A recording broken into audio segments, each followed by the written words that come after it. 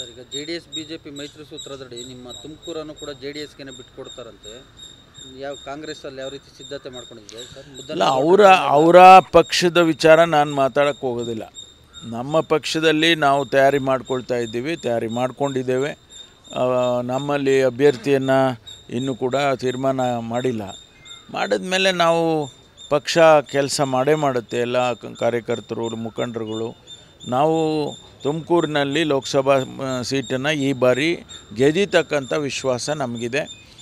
ಖಂಡಿತವಾಗಿ ನನಗೆ ವೈಯಕ್ತಿಕವಾಗಿ ಗೆದ್ದಿದ್ದೇವೆ ಎನ್ನುವಂಥ ವಿಶ್ವಾಸ ಇದೆ. ಮುದ್ದನ್ಮೇಗೌಡರು ಪಕ್ಷ ಸೇರ್ಪಡೆ ಕೆಲವರೆಲ್ಲ ದೂರ ಉಳ್ಕೊಂಡಿದ್ರು, ಷಡಾಕ್ಷರಿ ಜಯಚಂದ್ರ ಅವರೆಲ್ಲ.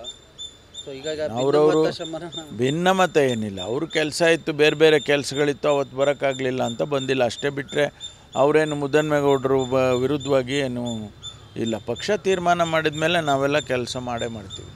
Okay sir, thank you sir.